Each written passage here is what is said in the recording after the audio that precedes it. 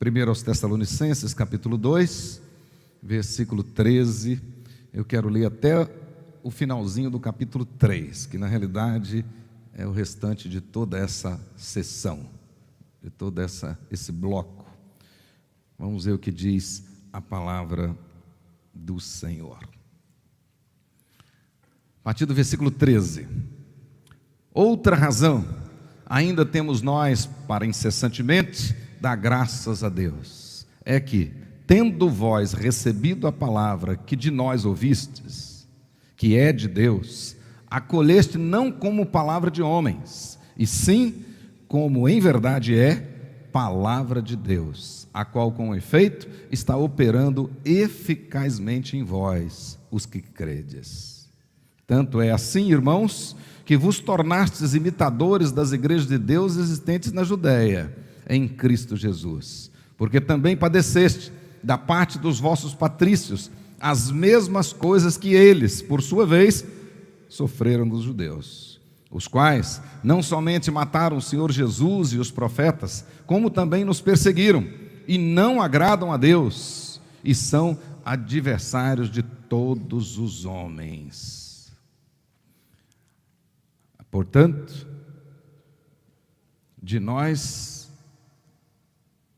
a ponto de nos impediram de falar aos gentios, para que estes sejam salvos, a fim de irem enchendo sempre a medida de seus pecados. A ira, porém, sobreveio contra eles definitivamente. Ora, nós, irmãos, orfanados por breve tempo de vossa presença, não porém do coração, como tanto mais empenho diligenciamos com grande desejo e ver-vos pessoalmente. Por isso, quisemos ir até vós, pelo menos eu, Paulo, não somente uma vez, mas duas. Contudo, Satanás nos barrou o caminho.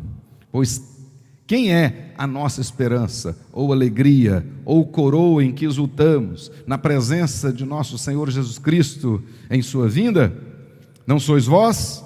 Sim, vós sois realmente a nossa glória e a nossa alegria.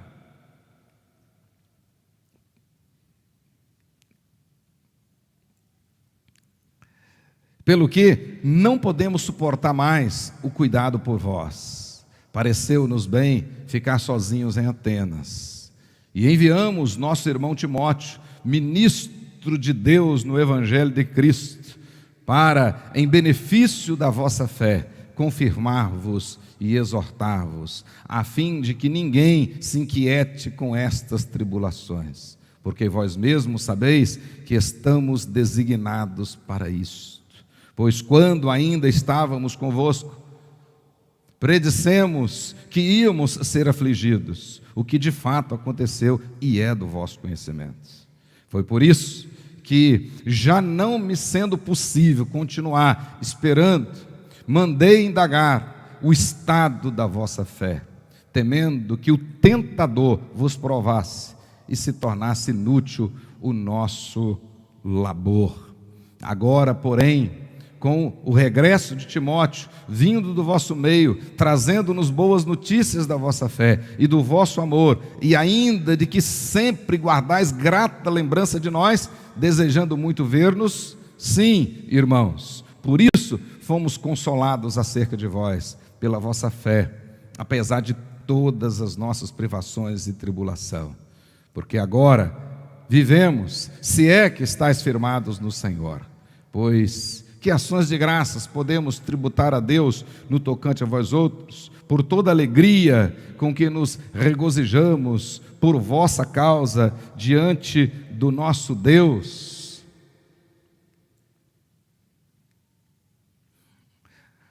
Orando noite e dia com o máximo empenho para vos ver pessoalmente e reparar as deficiências da vossa fé?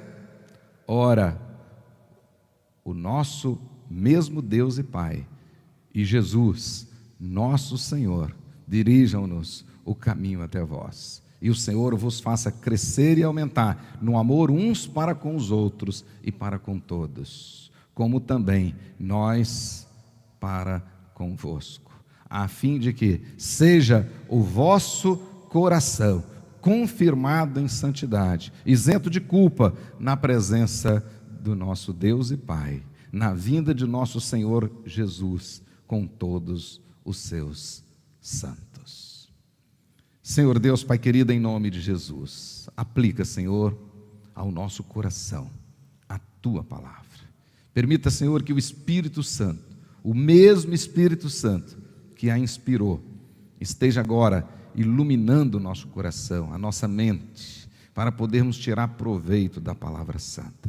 Sê conosco, ó Deus, e nos ajude, em o nome de Jesus, para a honra e glória de Jesus. Dá-nos agora a quietude necessária e unja-nos com o Teu Espírito, para que esta palavra encontre um lugar especial no nosso coração. E ao sairmos daqui, saiamos transbordando de alegria e desejosos em colocar em prática a palavra do Senhor. Em o nome de Jesus, Senhor nosso e da igreja. Amém, amém. Glória a Deus. Permaneça com a sua Bíblia aberta, meu querido irmão. Hoje, nesta última sessão, nesta última parte desse primeiro bloco da carta, eu gostaria de falar com os irmãos a respeito da fidelidade em meio às adversidades.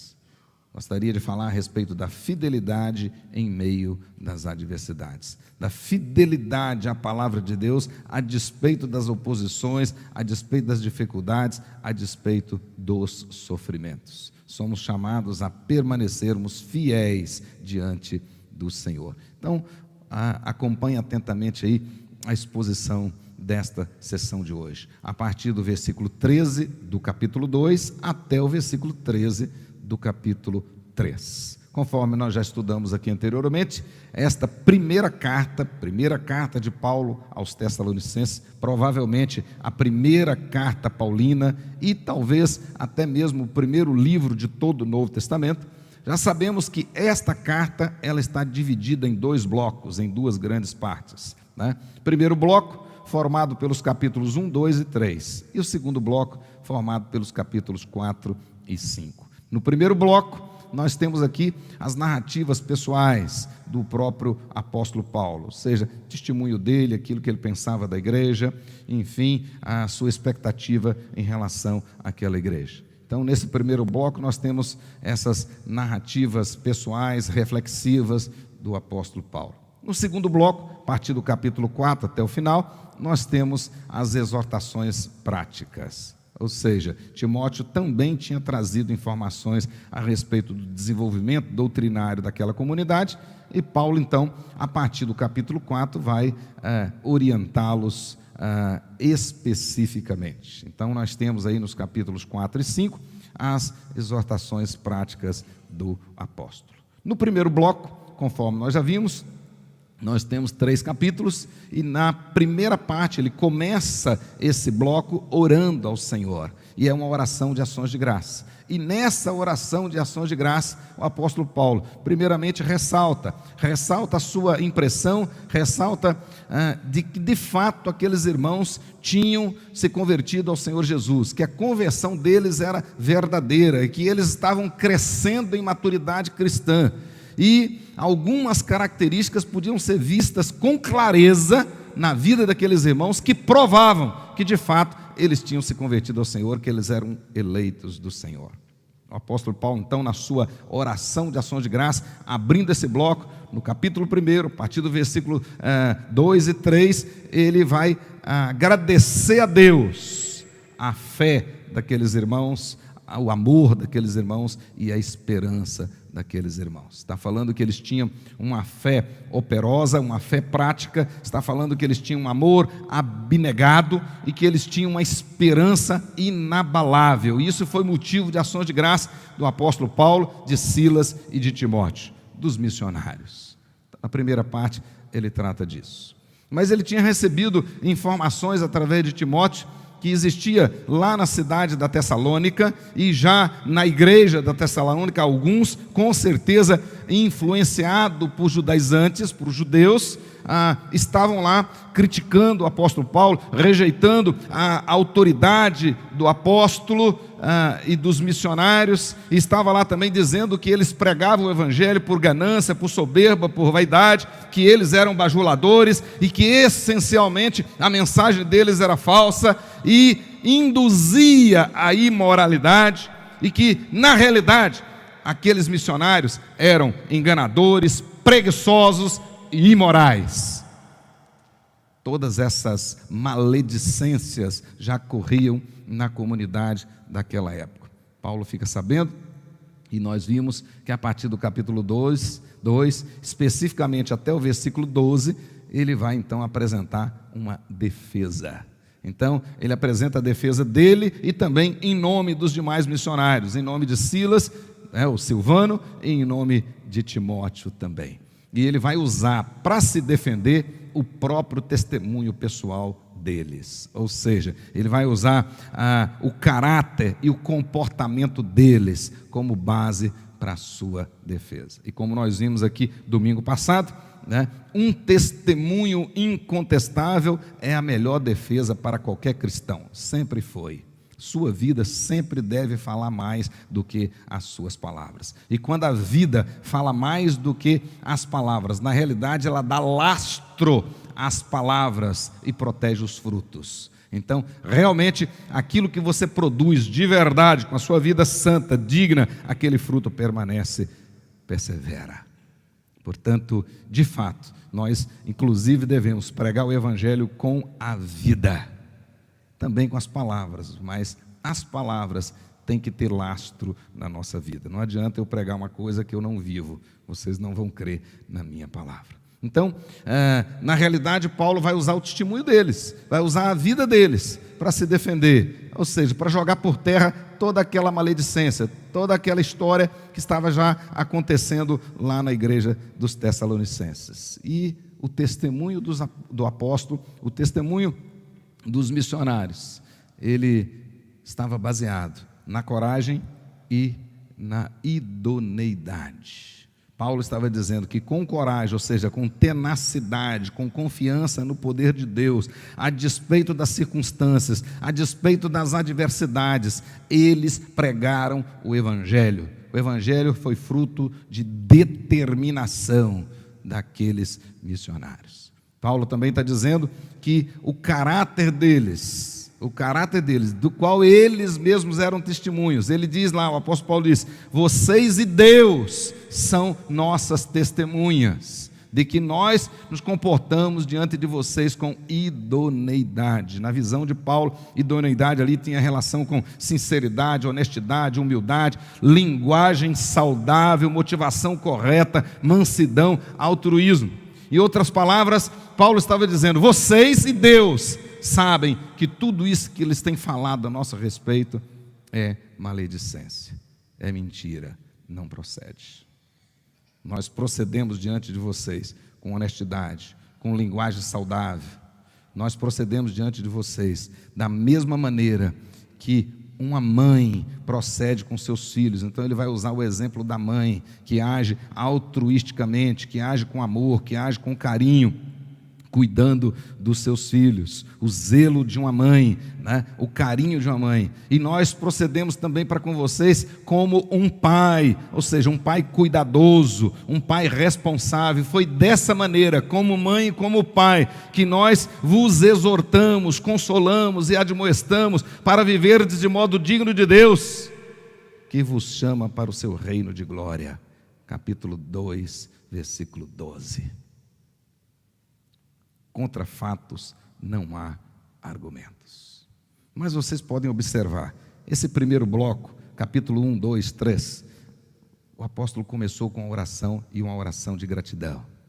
Uma oração de gratidão, E agora ele vai começar essa última parte do primeiro bloco, também com a oração, e com a oração também de gratidão. Olha o nosso versículo de hoje, capítulo 2, versículo 13. Ele diz aí: outra razão ainda temos nós, para incessantemente darmos graças a Deus. Outra razão. Então, na hora que ele começou o bloco, lá no capítulo 1, versículo 2 e 3, ele mostrou 3 razões pelas quais ele agradecia a Deus. Tá? Ele diz lá, esses irmãos realmente se converteram verdadeiramente. Esses irmãos são eleitos de fato, porque eles têm demonstrado fé, uma fé operosa. Eles têm demonstrado amor, um amor abnegado. Eles têm demonstrado esperança, uma esperança firme. Agora ele diz, outra razão temos. E ele agora faz mais uma oração, e uma oração também de gratidão. E qual é a razão agora, essa outra razão? Agora, Paulo vai ressaltar a perseverança, ou seja, a fidelidade daqueles irmãos, mesmo em meio às adversidades. Ou seja, Paulo, Silas e Timóteo já estavam alegres, já estavam impressionados com a maturidade daqueles irmãos em tão pouco tempo. Aquela igreja tinha aí pouco mais de 1 ano, talvez nem isso, mas eles já estavam demonstrando características claras de que tinham sido convertidos mesmo. Eles estavam lá realmente uma fé na prática, um amor abnegado, uma esperança forte. Mas também, agora Paulo diz, nos alegramos diante do Senhor e agradecemos a Deus pela perseverança de vocês, pela fidelidade de vocês, a despeito das adversidades. Era o desejo do apóstolo Paulo, né? Que aqueles irmãos crescessem em maturidade. Desde a sua primeira pregação, o desejo dele é que aqueles irmãos crescessem em maturidade. Aliás, apenas um parênteses, em todas as cartas de Paulo, 13 ou 14, dependendo aí de como você vê, todas elas, um dos assuntos principais do apóstolo Paulo é maturidade. Maturidade. O desejo dele é que os crentes cresçam, deixam de ser crianças e cresçam na fé, cresçam no amor, cresçam na esperança e agora também cresçam na perseverança, na fidelidade ao Senhor. O desejo dele era esse, né? E eles estavam crescendo. E daí a gratidão do apóstolo Paulo e o motivo de alegria, capítulo 3, verso 9. Capítulo 3, verso 9, ele vai dizer claro aí que aqueles irmãos era motivo de alegria para eles estavam extremamente alegres com aqueles irmãos. Olha que diz, pois que ações de graças podemos tributar a Deus no tocante a vós, outros, por toda alegria com que nos regozijamos por vossa causa diante do nosso Deus. Em outras palavras, o apóstolo Paulo assim, nós estamos tão alegres com vocês, vocês têm nos alegrado tanto que nós não temos nem palavras para agradecer a Deus, como vocês estão se desenvolvendo. Isso que ele estava dizendo. Ele diz claramente. Por isso que, nesta última parte desse primeiro bloco, o apóstolo vai falar especialmente, ele vai agradecer a Deus, especialmente por causa agora da perseverança dos tessalonicenses, né? E nesse momento também, ele ora, essa última parte é uma oração, ele vai orar para que Deus lhe desse oportunidade de voltar a Tessalônica e poder estar pessoalmente com aqueles irmãos de novo, né? Por desejo que ele tinha. E ele estava tão preocupado com aqueles irmãos, tão preocupado. Ele já tinha tentado voltar e não tinha conseguido. Ele mesmo diz aí que o diabo tinha barrado o caminho. Ele pelo menos 2 vezes tentou voltar e não conseguiu. Tamanho o desejo dele de rever aqueles irmãos, seu desejo imediato. Mas ele diz, Satanás lhe barrou o caminho, versículo 18. Por causa disso, na primeira oportunidade, ele lhes enviou Timóteo. Observe aí, capítulo 2, versículo 17, até o versículo 5 do capítulo 3. Nós temos aí ele explicando por que ele enviou Timóteo àqueles irmãos. Qual foi a missão de Timóteo? Olhe comigo e veja aí a partir do versículo 17. Ele vai dizer, né, por enquanto, ou seja, por algum tempo, irmãos, estamos orfanados, ou seja, vocês estão órfãos de nós. Paulo os considerava filhos na fé. Então, por um pequeno tempo, eles estavam lá sem a presença de Paulo, né? Por breve tempo, ele diz, nós não estamos juntos. E por causa disso ele vai enviar então Timóteo. Olha bem, versículo 1 do capítulo 3: pelo que não podendo suportar mais o cuidado, ou seja, as minhas preocupações com vocês, em meio a essas lutas, essas dificuldades, eu não estou suportando mais, eu preciso de notícia, preciso saber como vocês estão enfrentando isso. Ele diz: por isso enviamos o nosso irmão Timóteo, ministro de Deus no Evangelho de Cristo, para em benefício da vossa fé, confirmar-vos e exortar-vos. Qual foi a missão de Timóteo? O motivo pelo qual Paulo enviou Timóteo é porque ele já não estava suportando mais aquela necessidade de informações. E ele então manda Timóteo. E manda Timóteo com uma missão bem clara. Observe aí, primeira parte da missão de Timóteo, versículo 2 e 3, ele diz: para em benefício da vossa fé. Então Timóteo não foi lá apenas como um espião, ele foi lá para cooperar com aqueles irmãos, ele foi lá para beneficiar aqueles irmãos, ele foi lá para continuar pregando para aqueles irmãos, ensinando aqueles irmãos para que eles continuassem crescendo na fé. E fé aqui é o escopo doutrinário, teológico, é aquilo que nós cremos, é o Evangelho.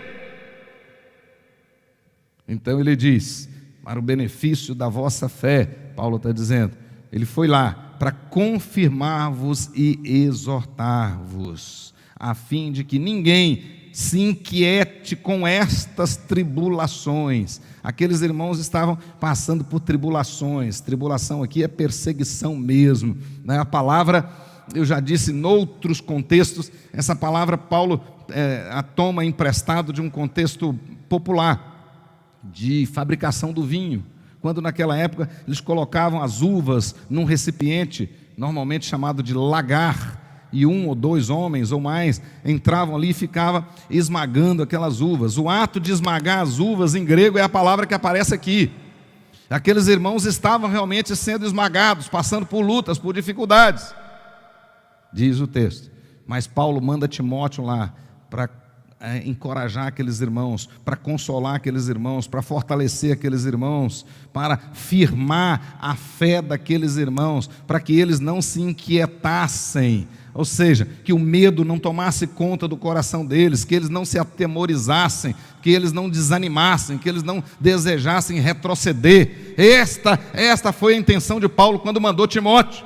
Timóteo vai lá com uma missão específica, e a missão era essa: fortalecer aqueles irmãos para continuar enfrentando as lutas. Timóteo não foi lá para acabar com as perseguições, elas iriam continuar. Ele foi lá para fortalecer o coração daqueles irmãos. Timóteo não foi lá para pregar prosperidade para eles e dizer que eles não iriam sofrer mais, que eles não iriam ter mais dificuldades. Não, Timóteo foi lá para fortalecer o coração deles, para consolar o coração deles, para encorajá-los a continuarem firmes até a volta de Jesus. E Timóteo vai e faz isso com maestria, com unção. Segunda coisa que nós podemos ver da missão de Timóteo, olha o versículo 5 comigo. O versículo 5 diz lá: foi por isso que, já não me sendo possível continuar esperando, mandei indagar o estado da vossa fé, temendo que o tentador, aí é Satanás, o diabo, vos provasse e se tornasse inútil o nosso labor, o nosso trabalho, a nossa pregação no meio de vocês. Segunda coisa, Paulo estava preocupado. Afinal de contas, aqueles irmãos eram recém-convertidos, eram irmãos novos ainda, começando, embora já estivessem demonstrando características claras de uma certa maturidade, mas eles ainda tinham algumas deficiências. Embora eles já estavam praticando uma fé poderosa, embora o amor deles já fosse bastante altruísta, abnegado, embora a esperança deles estava bem firmada, mesmo assim, Paulo, ele mesmo diz, estava muito preocupado com a severidade daquelas perseguições. E ele estava preocupado com a tentação de Satanás. O texto diz claramente, e é para isso que Satanás vem mesmo, e toda tentação procede de Satanás. Nós estamos estudando na quinta-feira, quem vem orar, nós estamos estudando aqui a respeito do inimigo da nossa alma, nós estamos estudando aqui como enfrentá-lo e como vencê-lo pelo poder da oração. E nós já vimos aqui que o inimigo da nossa alma, Satanás, o diabo, a antiga serpente, os demônios, anjos caídos, embora espirituais, são reais. As tentações, na maioria das vezes, embora invisíveis, elas são reais. E nós não podemos subestimar o poder de Satanás, embora poder delegado, embora poder limitado, mas não podemos subestimar. C.S. Lewis diz que a igreja corre 2 riscos, né? Muitos obcecados pelas ações de Satanás, veem de fato um demônio atrás de cada moita, e acaba adorando mais a Satanás do que a Deus, fica tão preocupado com as questões do inferno, tão preocupado com as questões do diabo e das forças espirituais do mal, que acaba perdendo o foco. Por outro lado, tem aqueles que ignoram os desígnios de Satanás, e portanto, como dizia Lutero, a única coisa que eles podem esperar é a derrota.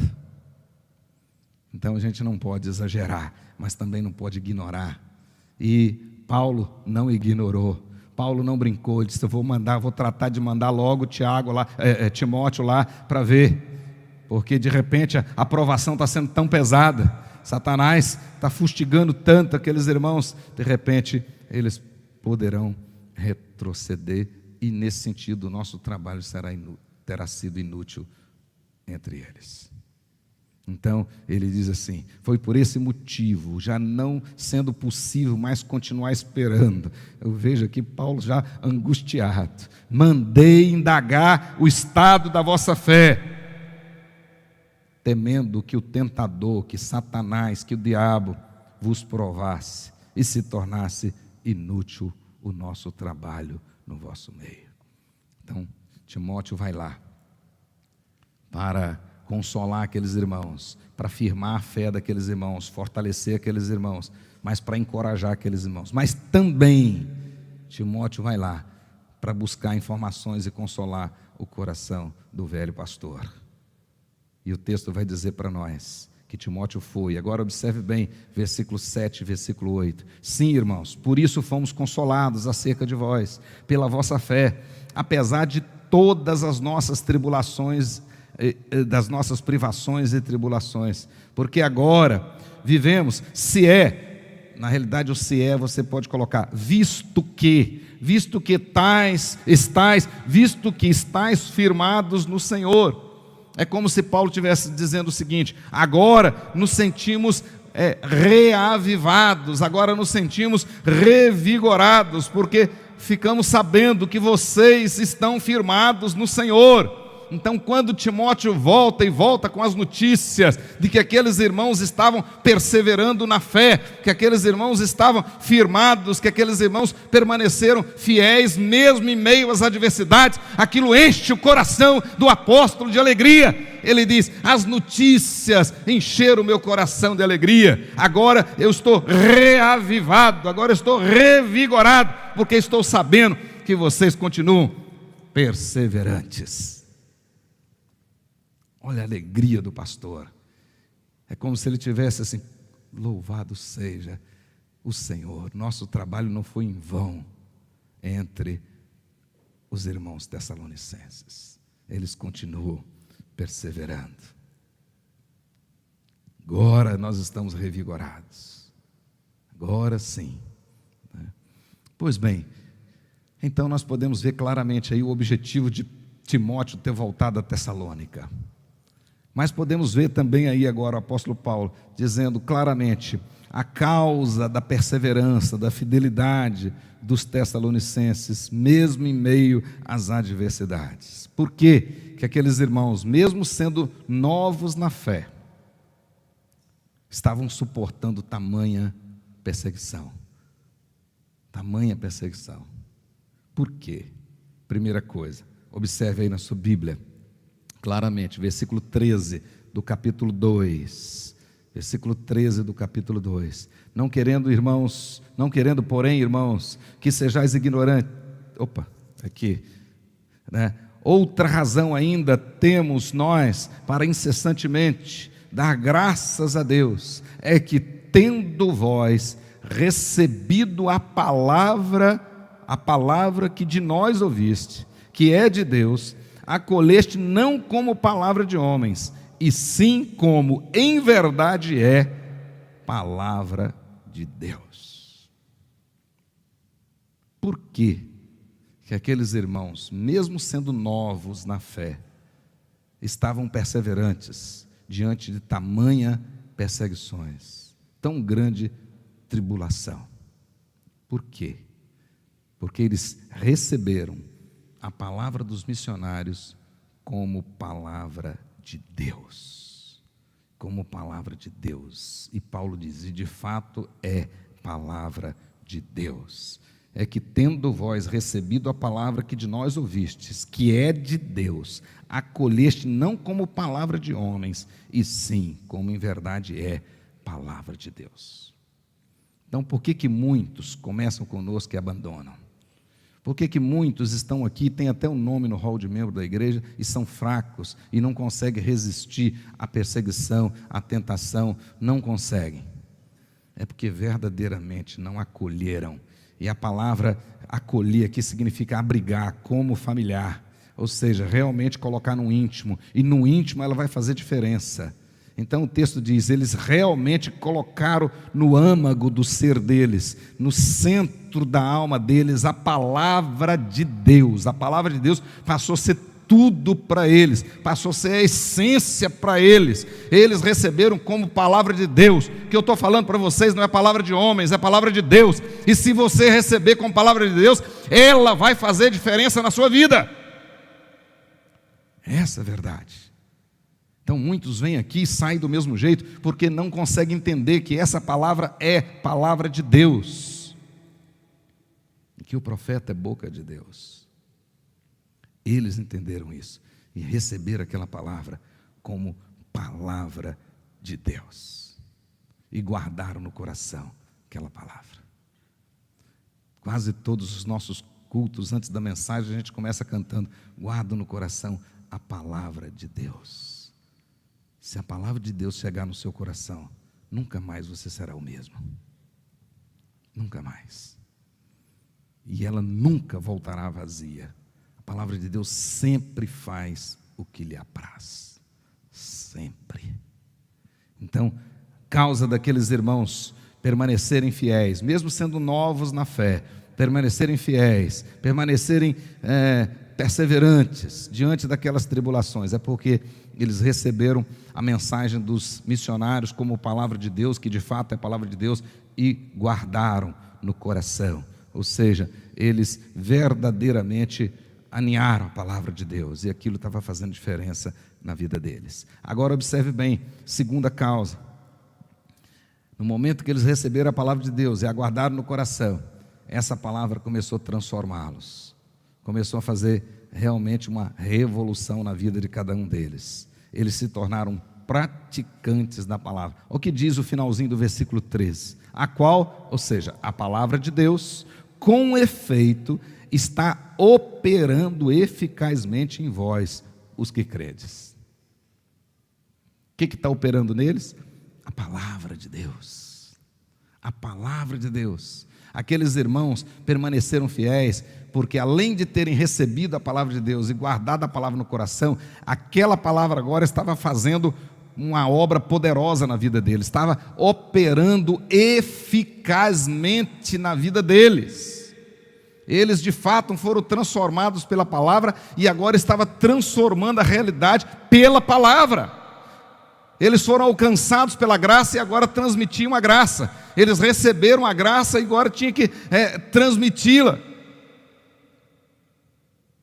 Olha que coisa maravilhosa. Se você estiver vivendo pela palavra de Deus, certamente você está fazendo a diferença na sua casa, no seu trabalho, na escola, em todos os lugares. O crente indiferente é porque a palavra de Deus não está operando eficazmente na vida dele.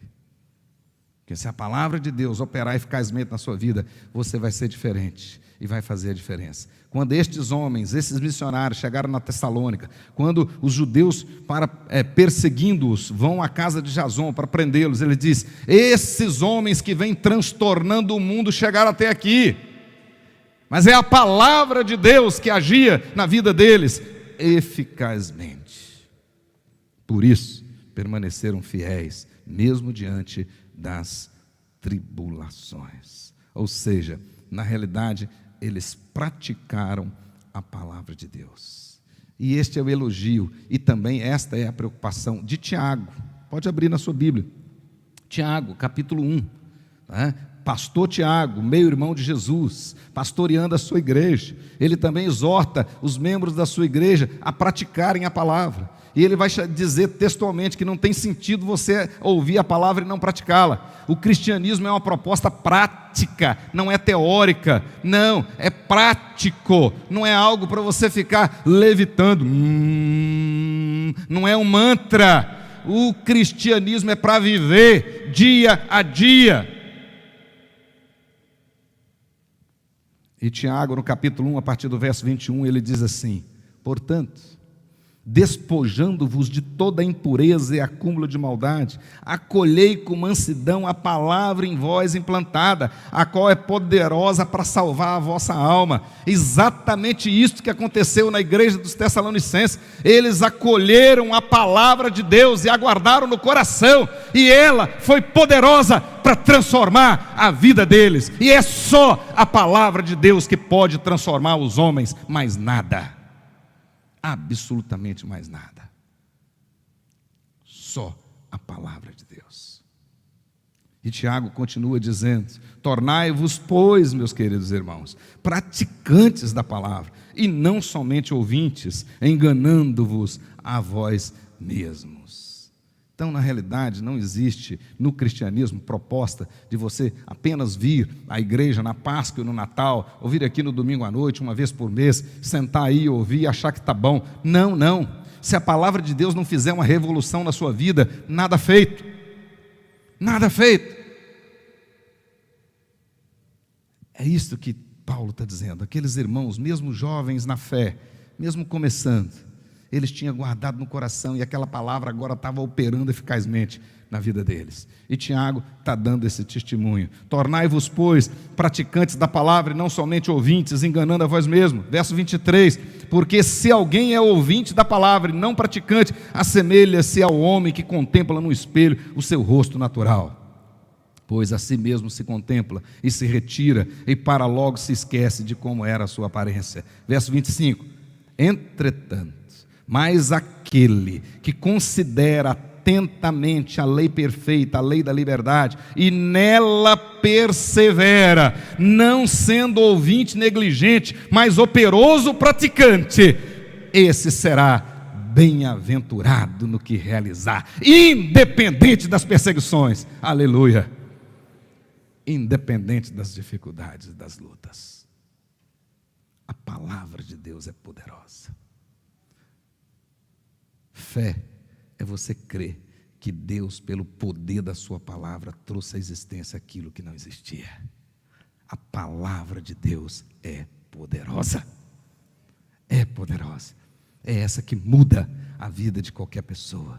Muitos desses para os quais Paulo estava escrevendo, e a respeito dos quais Paulo agradecia a Deus, porque continuavam perseverantes, muitos deles, inclusive o texto diz, lá em Atos 17, muitas mulheres de alta posição, muitos deles saíram direto da idolatria, direto dos falsos deuses, e vieram para a igreja, e agora estavam diferentes, diretos, transformação poderosa. Muitos daqueles ali adorar a Deus através das imoralidades, das orgias. Muitos daqueles ali adoraram outros deuses, através da imoralidade, das orgias. Muitos deles serviram Afrodite. Muitos daqueles ali adoraram outros deuses. E agora, convertidos verdadeiramente, poderosamente, estavam lá resistindo às perseguições, sofrendo, mas estavam firmes. E por último, Paulo diz que estes irmãos, a causa da perseverança deles, é que eles receberam a palavra e guardaram no coração. É que essa palavra agora começou a transformar a vida deles. Eles se tornaram praticantes da palavra. Mas em terceiro, eles se tornaram também, olha que coisa, eles se tornaram participantes do cálice de Jesus. Aqui eu preciso explicar. Eles se tornaram participantes do cálice de Jesus. Ou seja, eles se identificaram com outros cristãos que também sofriam como eles. No caso específico, Paulo diz, que estava agradecendo a Deus, porque a despeito do sofrimento, eles estavam conscientes e estavam sofrendo como os irmãos da Judéia, a igreja da Judéia, que vinha sofrendo perseguição pelos próprios judeus. E ele diz aí que os judeus mataram o Senhor Jesus, que os judeus perseguiram os profetas e mataram os profetas, que os judeus desagradavam a Deus e por causa disso a ira já estava preparada para eles. Então, assim como a igreja da Judéia estava sofrendo, perseguida pelos patrícios, ou seja, pelos próprios judeus, agora, lá na Tessalônica, aqueles irmãos também estavam sofrendo por perseguição dos seus próprios parentes, daquela sociedade. Muitos ali talvez estavam sendo perseguidos dentro de casa. Muitos ali talvez estavam sendo perseguidos pelos pais, talvez pelos filhos, talvez por parentes outros, por vizinhos, muitos. E Paulo diz, olha, louvado seja Deus, porque vocês estão tomando do cálice de Jesus, ou seja, vocês realmente estão e se identificando com as outras igrejas que também estão sofrendo, estão sendo perseguidas. Olha que coisa maravilhosa.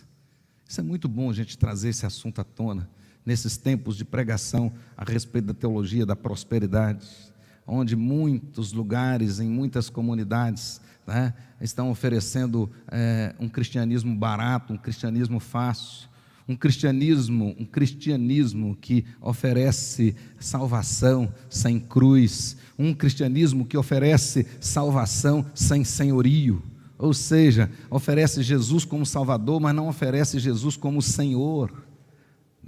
Muitos aí estão oferecendo isto, muitos que estão oferecendo um cristianismo cor-de-rosa, sem dificuldades, sem lutas, e com isso muitas pessoas acabam achando que ser cristão é estar isento de lutas e de dificuldades e de sofrimentos.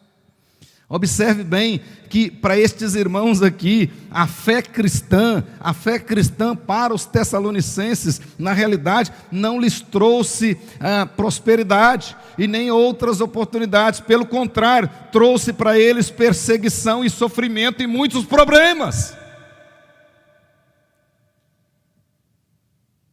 Muitos, talvez, na igreja da Tessalônica, poderiam até dizer, puxa, antes de eu aceitar Jesus como Senhor e Salvador da minha vida, dava tudo certinho. Agora virou tudo de perna para cima. E eu estou sofrendo. Mas é claro, na Bíblia, os sofrimentos fazem parte da vida do cristão. O cristão e cristão nenhum está isento de sofrimentos. Aliás, não tem lugar nenhum na Bíblia que mostra uma caminhada cristã, coberta, com a estrada coberta de pétalas de rosas. Não. Absolutamente não. Jesus que veio a esse mundo, sempre esteve na mente dele a cruz, sempre esteve a cruz, Antes da coroa de ouro, ele teve de pegar a coroa de espinhos no seu lugar e no meu lugar. Então não tem como oferecer salvação sem morte, sem sofrimento. E nós estamos mesmo, todos nós, os cristãos, estamos sujeitos a essas lutas, essas dificuldades. Na verdade, para os tessalonicenses, a fé trouxe muitos problemas, muitas dificuldades, e não trouxe paz. Porque, na realidade, a paz que Cristo nos prometeu não é aqui nessa terra. A paz que Cristo nos prometeu não é o intervalo entre duas guerras. Não, a paz que Cristo prometeu não é um mundo sem adversidades, sem dificuldades, tudo correndo bonitinho. A paz que Ele nos prometeu ela não é circunstancial, ela é posicional, é um estado, é a maneira como nós viveremos com Ele para sempre. É isto. Então essas lutas fazem parte da nossa caminhada mesmo, né? O crente, todo crente, ele está sujeito a 3 fontes de sofrimentos. Todos eles, vocês e eu, todos nós. Primeiro, por sermos pecadores. Por sermos pecadores, nós já sofremos naturalmente. Segundo, por habitarmos no meio de pecadores, num mundo caído. E terceiro, por causa da nossa fé. Então eu sofro naturalmente, porque esse corpo aqui está contaminado. Ele envelhece, ele tem uma série de dificuldades, né? Ele tem limitações, ele tem prazo de validade. E eu sofro naturalmente. Mas eu sofro por habitar num mundo caído. Num mundo caído. No meio de um povo caído. E eu sofro. Tem nada a ver com a guerra da Ucrânia, mas eu sofro por causa da guerra da Ucrânia com a Rússia. Quantos irmãos nossos? Aqueles, por exemplo, que vivem de salário mínimo.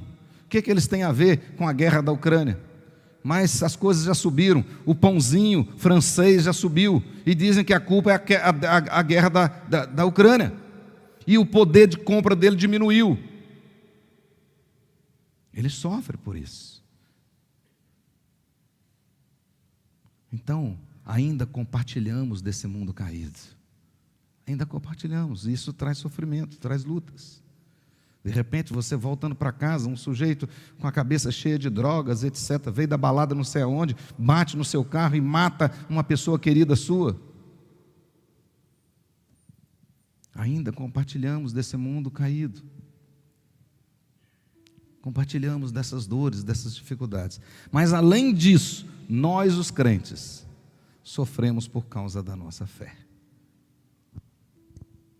Seremos discriminados, rejeitados, ridicularizados, muitas vezes, mal interpretados, injuriados, vítimas de maledicências, o que estava acontecendo com o apóstolo e com os missionários, nesse caso.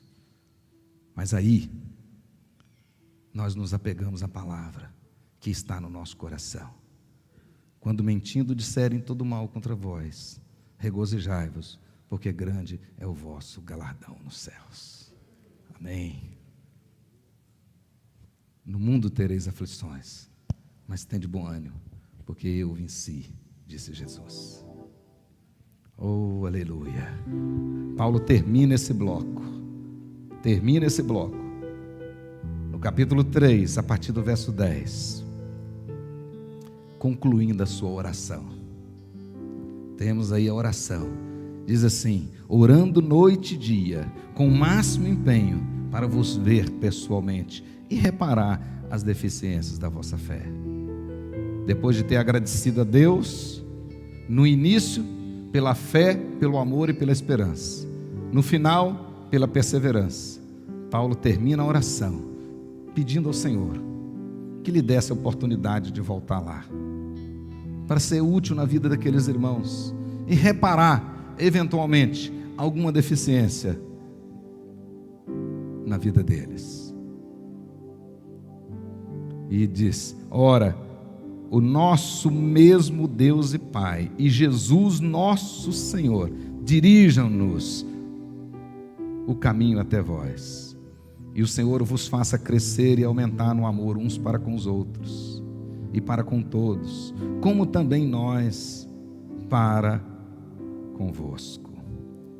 Encerrando a sua oração, Paulo pede a Deus que continuasse aumentando o amor daqueles irmãos. E ele termina o bloco inteiro, essa parte da carta, dizendo assim: a fim de que seja o vosso coração confirmado em quê? Em santidade, isento de culpa, na presença do nosso Deus e Pai, na vinda do nosso Senhor Jesus, com todos os seus santos. Esse é o objetivo. A despeito de lutas e de adversidades, que o nosso coração esteja confirmado em santidade. Para isso nós fomos tirados das trevas para a maravilhosa luz. E agora dá testemunho dessa graça. Fomos alvos da graça. Agora somos transmissores da graça. Agora somos testemunhas da graça. Feche os seus olhos. Abra o seu coração em nome de Jesus.